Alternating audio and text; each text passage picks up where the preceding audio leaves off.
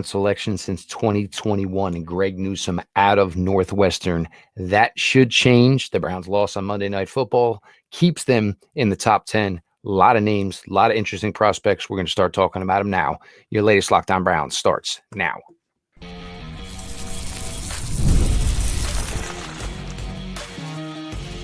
You are Locked On Browns, your daily Cleveland Browns podcast.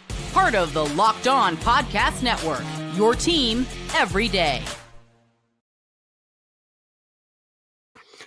Welcome back, my friends, to the show that never ends, your daily delivery of all things Dog Pound, LGB, and the LOB, the Locked On Browns podcast, part of the Locked On Podcast Network, your team every day.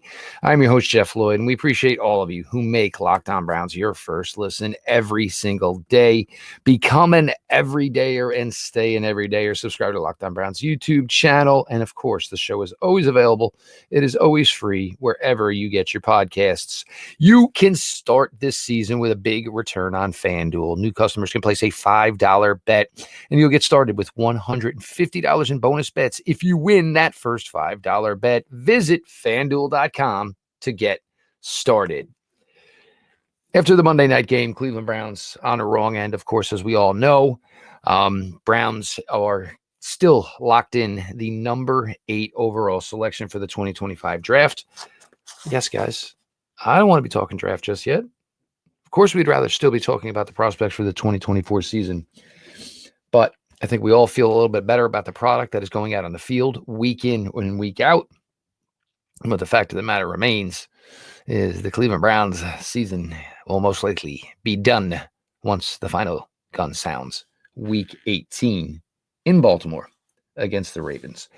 Now, the Browns, certainly there's a possibility they can pull out a win or two here over the next couple of weeks. There's no question about it. Other teams can as well. You have teams right in the same position as the Cleveland Browns who are actually playing pretty good football right now. You know, the Browns playing well, except for the 2 pick sixes Monday night against the Broncos. You lose the game. You know, similar Carolina Panthers, Bryce Young, great game from Bryce Young, who's really picked it up the last couple of weeks for the Carolina Panthers. But still, Carolina loses on Sunday to the Tampa Bay Buccaneers. They are in the same area of the draft as the Cleveland Browns. So you have some teams just full out fledge on tanking, and then the other teams trying to, basically put out the best performance they possibly can. And, sometimes, sadly, it's still just not enough. Now, for the Browns, what is available versus what fits.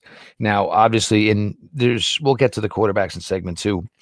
The thing is, where the Browns are at currently, and most likely where the Browns are going to end up, I feel that this class is a 2 quarterback heavy draft class between Shedeur Sanders and Cam Ward from the University of Miami. The way it looks now, the Browns would have to trade up. And when you were talking about a draft where there was really only 2 quarterbacks at the top, it would cost a boatload. And everybody, oh, well, you trade up, I don't care, da-da-da-da. Well, you already sacrificed years worth of draft capital in trading for a quarterback, and it did not work out. I highly believe there is no way the Cleveland Browns are going to go that route again. I saw somebody talk the other day, and I forget who it was, and they were talking about the Cleveland Browns, in the quarterback position. And basically they said, well, they kind of need to get lucky, kind of like the San Francisco 49ers did with Brock Purdy. I put some pretty good weight to that. I think, the Browns kind of need something to happen for them. We'll get to their obviously quarterback plans. If I don't have quarterback going in round 1, we're going to lead with round 1. So it gives you the thought process here of what is the best of the bunch that maybe fits the Cleveland Browns, in the top 10, currently sitting at number 8. I believe trench play is still a huge issue for this team. Just because it's gotten better doesn't necessarily mean it is good. If you want to talk on the offensive side of the ball, I think the name to start with would be Will Campbell. A lot of people absolutely love Will Campbell's game, left tackle down at LSU. There are certainly questions about how Will Campbell is going to measure. Now, there have been guys who similar measurements to Will Campbell and have gone on to solid NFL careers staying at the tackle position. There is always a belief that, certain physical measurements automatically mean that you cannot play said position. So Will Campbell certainly is going to get a lot of guard talk It's understandable. It's up to Will Campbell to prove. Now, the Cleveland Browns could basically just draft Will Campbell with the thought process of here is a offensive lineman. We are certainly going to try him at left tackle and hope he becomes a left tackle for the Cleveland Browns for a long, long time. You still have DeJuan Jones. Granted, we did not get enough to know whether or not DeJuan Jones can be a future left tackle in this game. So still something to be determined there. I do think at worst, DeJuan Jones can be a right tackle or certainly a high-quality swing tackle for the Cleveland Browns. But if Campbell doesn't work out at left tackle, Campbell could always be put at one of the guard positions. Zach Zinter, Campbell, long-term guard duo would not be a terrible situation for this Cleveland Browns organization by any means whatsoever. The best defensive player in this class is probably, without question, Mason Graham. Mason Graham is a freak. The Browns certainly can choose to address this in free agency, or they can choose to take the top defensive player, hopefully at number 8 in Mason Graham. I don't know if I want to say top. Maybe, it's not really fair to Travis Hunter, but if Travis Hunter is a dual player, whatever, you guys get where I'm going with that. Mason Graham is a beast. I don't have to tell any of you Ohio State fans what a phenomenal player Mason Graham is. It would give you hopefully that. And Mike Hall, just not much to go on. Still high hopes for Mike Hall, but it's pretty much seeming like this rookie season for Mike Hall is going to be an absolutely lost and wasted one. You have to always think a playmaker in this possibility. Now, is there a playmaker in this possibility that could fit and make sense for the Cleveland Browns? You could sign Elijah Moore. And I don't know if that would necessarily change if you wanted to go playmaker wide receiver at number 8 overall or in the top 10 overall period. Tet McMillan from Arizona he's just so smooth. And the thing with a guy like McMillan is everybody in the building knows where the ball is going. And it still doesn't seem to stop Tet McMillan from just, dropping damage on his opponents. Special talent, see where he tests, but the fluidity, his route running ability, just the overall smoothness, great hands catcher. Tet McMillan is a special, special player. Another guy who is probably still very highly regarded, and it's been a tough year at Missouri, and I don't know what Missouri was thinking and not making him basically the number one option in their office. But Luther Burden is just, a blast in the glass, can do a little bit of everything, has very, very quick acceleration from what I see on tape. He should test very well. Maybe just because he was kind of, underused or probably even undervalued in Missouri does not necessarily mean that he will not be underused or undervalued when it comes to having his name called in April for the 2025 NFL draft. He is a playmaker. So whether or not Elijah Moore comes back or not, that's not going to stop you from going big time at wide receiver. If you feel that it is that big of a need, you are certainly not going to change it by re-signing Elijah Moore. But with Cedric Tillman, with Jerry Jeudy, maybe the thought process would be starting to go a little bit bigger at wide receiver, would certainly bring a guy like Tet McMillan into the equation. Those 4 solid options for you for the Cleveland Browns in a top 10 selection scenario. Will Campbell, of course, Mason Graham, and then either Luther Burden or Tet McMillan at the wide receiver position. The quarterbacks, I put out a tweet last night. I got some really, really positive feedback, some really, really negative feedback, and we're going to get into that a little bit now in segment 2. Everybody, stick around.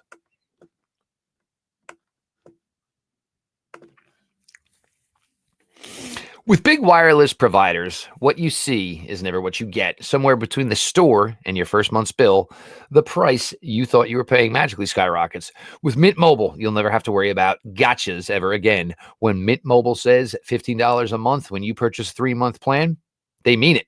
$15 a month. Say bye-bye to overpriced wireless plans, jaw-dropping monthly bills, and unexpected charges. Mint Mobile is here to rescue with premium wireless plans starting at $15 a month. All plans come with high-speed data and unlimited talk-to-text delivered on the nation's largest 5G network. Use your own phone with any Mint Mobile plan and bring your phone number along with you and all your existing contacts. Dished overpriced wireless with Mint Mobile's deal and get 3 months of premium wireless services for just $15 a month. To get this new customer offer and your new 3-month premium wireless plan for just $15 a month, go to mintmobile.com/LockedOnNFL. That is mintmobile.com/LockedOnNFL. Cut your wireless bill to $15 a month at mintmobile.com/LockedOn. $45 upfront payment required, equivalent to your $15 month plan. New customers on first 3-month plan only. Speeds slower above 40 gigabytes on unlimited plan. Additional taxes, fees, and restrictions apply. See Mint Mobile for details.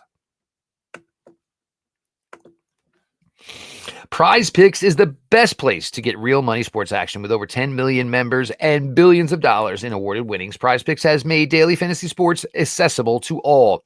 You just pick more or less on at least 2 players for a shot to win up to 100 times your cash. Run your game all season long on Prize Picks. You can, again, win up to 100 times your money on Prize Picks with as little as 4 correct picks. Prize Picks puts members first, so all withdrawals are fast, safe, and secure. When my pick hits, I can get my money in as quick as 15 minutes. Sign up today and get $50 instantly when you play $5. You don't even need to win to get the $50 bonus. It is guaranteed. Prize Picks also offers weekly promotions that can lead to big payouts like Taco Tuesday. Each Tuesday, Prize Picks discounts selects player projections up to 25% to provide even more value for your lineups. Prize Picks is the best way to win real money this football season. Watch which players are going off, which ones are not. Make your picks in less than 60 seconds and turn your sports opinions into real money all season long on Prize Picks. Browns, Steelers again this week. Do you think Jerry Jeudy is going to put together yet another monster week? That number keeps climbing for Jerry Jeudy as he finds this run of success right now, but he is on a heater. I'm assuming the Jerry Jeudy number is going to be somewhere around 80.5. I don't care. Take Jerry Jeudy and the over. Jerry Jeudy, Jameis Winston. These gentlemen have got it going on. Download the app today and use the code LOCKEDONNFL to get $50 instantly after you play your first $5 lineup. Again, download the app today. Use the code LOCKEDONNFL to get $50 instantly after you play your first $5 lineup. Prize Picks, run your game.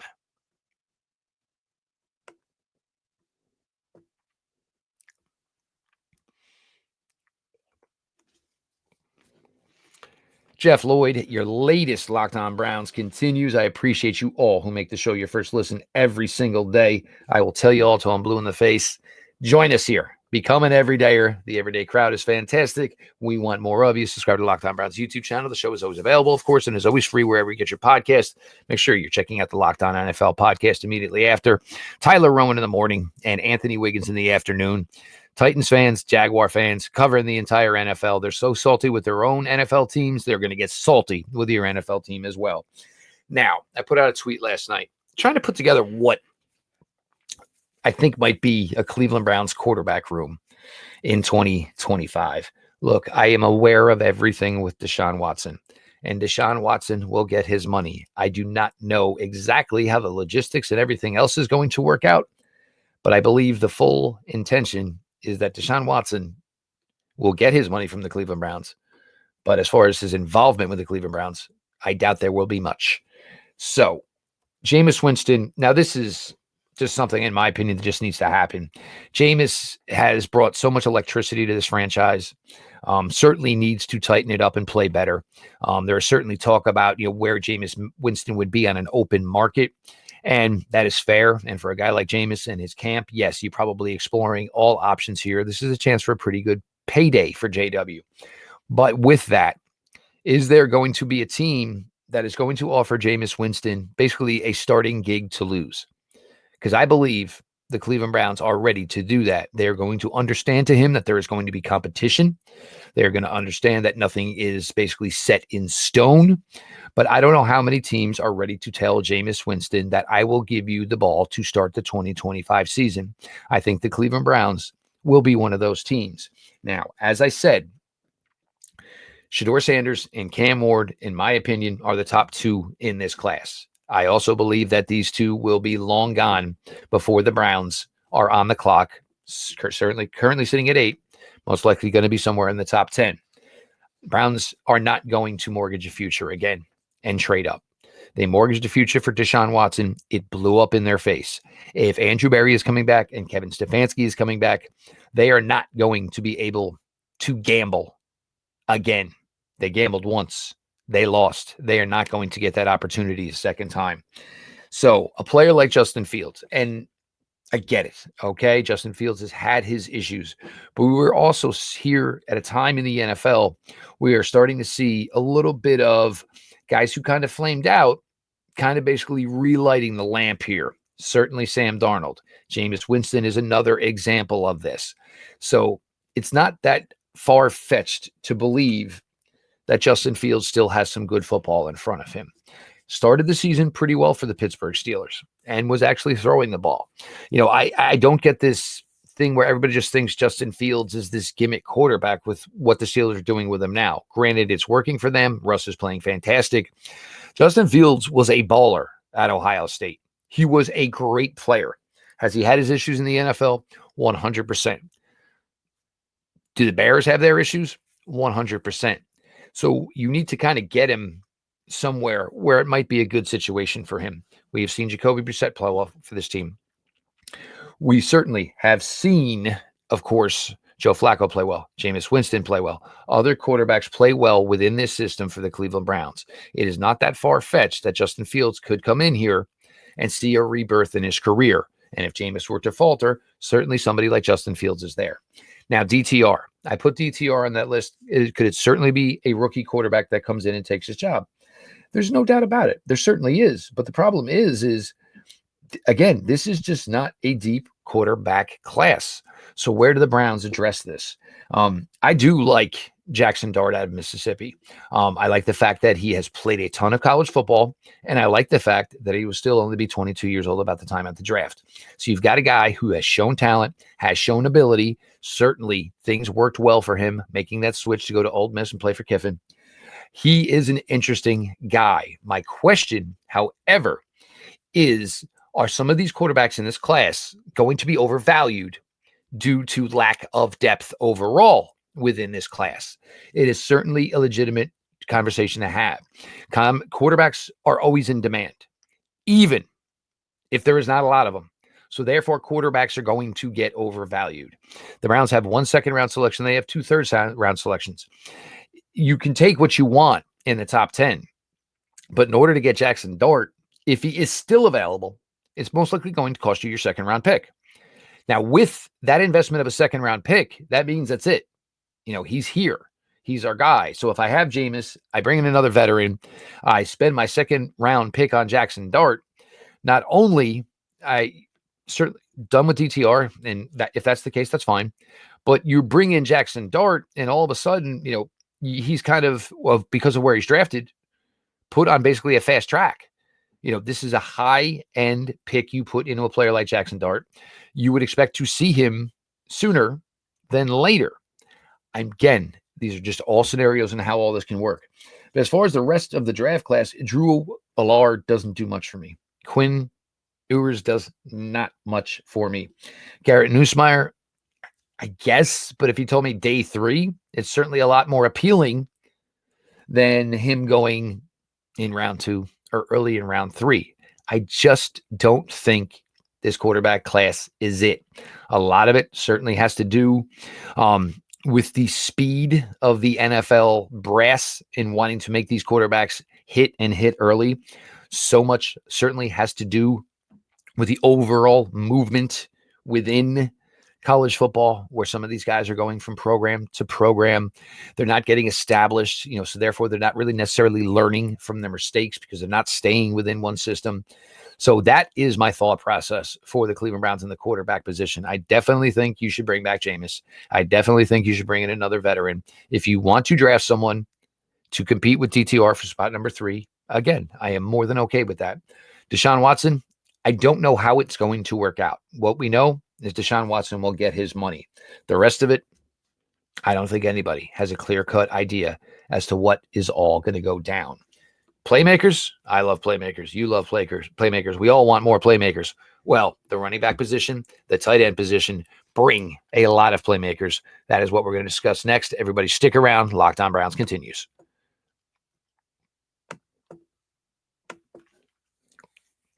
Get ready to tackle the NFL action with the remaining of the NFL season with FanDuel, America's #1 sportsbook.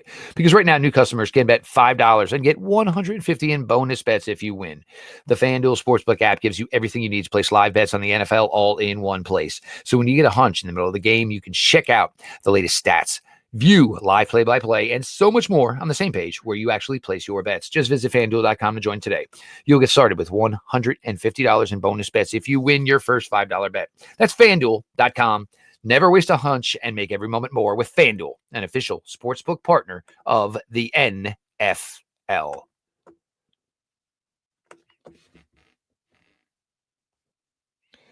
This is Jeff Lloyd. Your latest Locked On Browns continues. Appreciate everybody who makes Locked On Browns their first listen every single day. The everyday crowd are fantastic, and you should join us all every day by subscribing to Locked On Browns YouTube channel. The show is always available. It is always free wherever you get your podcasts. The running back position for the Cleveland Browns is certainly, I would say, cloudy.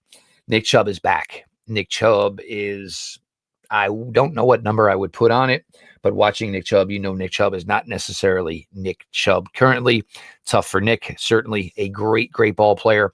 How much can he come back, and how much more does he get back from the injury suffered in 2023? He's out there through the offseason. Does he get more mobility? Does he get more flexibility? Does this situation get better for Nick? Something we can't answer right now. Jerome Ford. Next year will actually be Jerome Ford's last year on his rookie deal. The Browns are going to have to start looking to the future of the running back room. Look, I didn't mention Austin Gentry as a possibility for the Browns in the first round.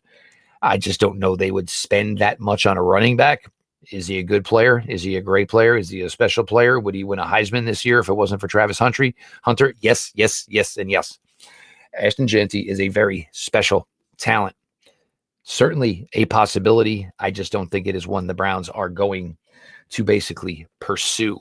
Omarion Hampton from North Carolina has had a fantastic year. Another solid running back in this class. Caleb Johnson, most people feel he is the number two running back in this class from the University of Iowa. Again, special player, had a fantastic year for the Hawkeyes. The two Buckeyes, Quinshon Judkins, Travion Henderson. I think Judkins is interesting, probably still a little bit of rawness to him there, but big playability, shows he can help as a receiver. Travion Henderson, I think, is and very well could be the most well-rounded guy in this class.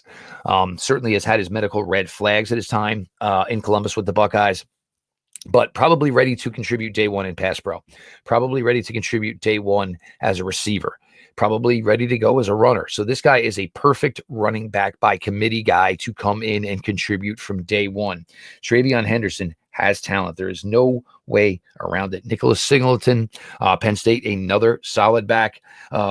Le'Veon Moss from A&M is a great player as well. Ollie Gordon from Oklahoma State is probably a guy that's going to end up going day three. It just really went poorly for Oklahoma State and Ollie Gordon this year. But you go back and you watch that Ollie Gordon tape from early in his career down at Stillwater, and this guy was getting it done and put together a lot of great tape. Taj Brooks, Texas Tech, good, nice player as well. Kyle Monangai from Rutgers. He's a little bit older, so that is probably going to be a hitch maybe for the Cleveland Browns. But when I see a team, and certainly this is the way Rutgers University plays football, it is based on running the ball, and it is based on defense. So when Rutgers plays the teams they play, Monangai is basically the guy that everybody in the building knows is getting the ball. Never hindered him from production-wise, never hindered him from putting up his money. He had a great career in Piscataway for the Rutgers Scarlet Knights. Now, two other backs. I think Dylan Sanders from Tennessee is probably vastly underrated. He is viewed probably as a mid to late day three selection right now. He has been a great player this year for Tennessee. Yards per carry, probably not as high as you would want from a player in college football, but he is playing in SEC. If that carries the same weight as it maybe it used to, maybe it doesn't, I understand. But he has been huge for Tennessee this year. Well over 100 yards a week, always seems to find his way into the end zone for the timely touchdowns. Dylan Sampson from Tennessee is a special player. If you got to catch the Colorado-Kansas game, then you got to see Devin Neal play. Now, the thing with Devin Neal is he's going to go to the combine and is not going to wow. He's not going to tear it up. He'll probably somewhat run somewhere in the 4 or 5s, probably the whole high 4 or 5s. And all of a sudden, people are going to wonder whether or not he is a guy that will be able to contribute on Sundays. You go to that Colorado tape, whether it was a receiver, whether it was a runner, all I saw was a ball player. And if he is a guy, and the Browns have many selections on day 3, they have 11 picks this year. They have 1 round 1 pick, obviously 3 picks on day 2, which will leave them certainly 7 picks for day 3. So a guy like Devin Neal out of Kansas as a day 3 selection would be fantastic for this team. Tight ends, it is a great tight end class as well. It truly is. You start at the top. I think Tyler Warren is a player I would rather have over Loveland from Michigan. I think we've seen Warren progress through his career, whereas Loveland has kind of just maybe stayed the same. It's not a knock. It's okay. But I think things you see from Tyler Warren are special. Again, are the Browns going to be in a position to take a first-round tight end? Probably not. Fanan from Bowling Green has been fantastic. Tore up the MAC this year, and this is a guy that came into college with kind of like a defensive line background, put him in the offensive side, put him at tight end, and he has really, really taken off. Mason Taylor is a special player as well, son of Jason Taylor, former Miami Dolphin. Really good player. Certainly LSU features the wide receivers a ton. Never really took advantage of probably everything Mason Taylor could do for them. But make no mistake about it, Mason Taylor is a player, and he will have the size and the ability at the tight end position that have usually most NFL front office just absolutely drooling. Gunnar Helm from Texas, another quality player. He has had a really nice career down in Texas, the beneficiary of a lot of Quinn Ewers' actions. So there's a lot to have here, and we're early. We're in the infancy of 2025 draft talk. We're just getting Senior Bowl invitations. We're just getting Shrine Bowl invitations. We're just getting guys who are declaring for this draft. Has a chance to be a really, really good draft class. And fortunately for the Browns, really fully tuned back in and wired back in to have a big draft here in 2025. I know a lot of you have your speculations and concerns about General Manager Andrew Berry. I'm not necessarily that far down the path of concerns that you all are. I've seen this guy manipulate this roster in many ways. Free agency, trades, hit on some draft choices. So this would be the year where the Browns would need to basically crush a draft under the Andrew Berry led front office. It's not a question that the Browns will always find a way to manipulate money for themselves. But there's a great opportunity here for them to manipulate even more money for themselves in the coming years by hitting hard in a 2025 draft class that should have plenty of things to fit the needs of this Cleveland Browns roster. We got to a lot here today. We will have crossover Thursday tomorrow with Chris Carter. Always a blast. Chris and I have just done so many shows together. We really flow back and forth together. And as much as I hate the Steelers, as much as he hates the Cleveland Browns, the respect for each other's teams has certainly built over the years. So make sure you check that out. Make sure you check out the Locked On NFL shows again with Tyler Rowan and, of course, with Anthony Wiggins. I'm your host, Jeff Lloyd. We appreciate all of you who make the show your first listen every single day. The everyday crowd is a bunch of filthy animals, but they're my filthy animals. I want more filthy animals. Become a filthy animal. Subscribe to Locked On Browns YouTube channel. The show is always available. It is always free wherever you get your podcasts. This has been your daily delivery of all things dog pound. LGB on the LOB. Let's go Browns.